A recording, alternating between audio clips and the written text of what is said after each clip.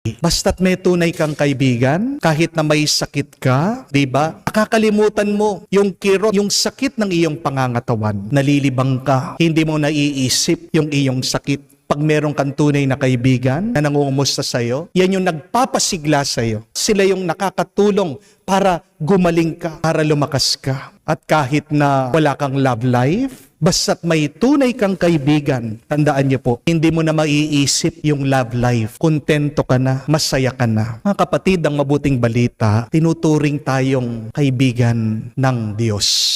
Sabi nga po niya sa gospel, I do not consider you as slaves, but I call you as my friends. Ayaw po ng Diyos na tratuhin tayong mga alipin. Pero gusto niya na ang ating ugnayan sa Kanya ay parang mga magkakaibigan. Dahil para po sa Diyos, ang pinakamarangal,